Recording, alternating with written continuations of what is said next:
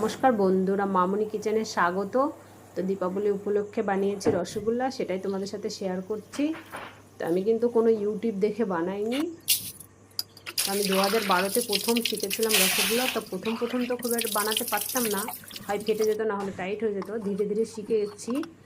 তো নিয়েছিলাম 2 লিটার দুধ, সেটাকে জ্বালিয়ে নেব। এক বলক ফুটে উঠলে দিয়ে দেবো ভিনিগার।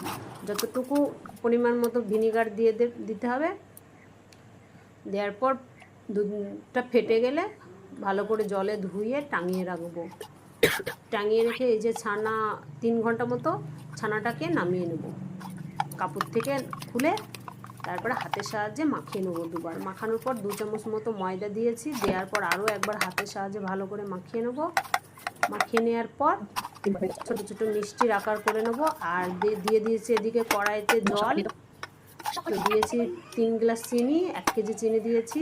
আর দিয়েছি 2 কেজি জল, মতলব 3 গ্লাস চিনিতে 6 গ্লাস জল দিয়েছি। দিয়ে ফুটবে, ভালো করে ফুটবে, বেশ খুবই ভালো করে ফোটার পর দিয়ে দেবো অল্প অল্প করে রসগোল্লা।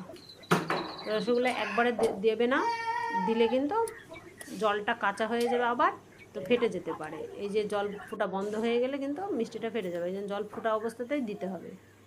তো অল্প অল্প করে ছেড়ে দিলাম মিষ্টিগুলো বেশ কিছুক্ষণ ফোটার পর ওটা হাতা দিয়ে ভালো করে উপরে বারবার নেড়ে দিতে হবে।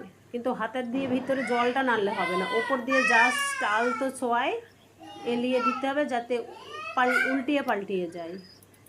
আর ওপর থেকে আমি অল্প অল্প মধ্যে থেকে জল নিয়ে দিয়ে দেবো রসগোল্লার ওপর, যাতে ও ফোলাটা থেকে যায়। তো এইভাবে বানিয়ে নেব রসগোল্লাটা। তো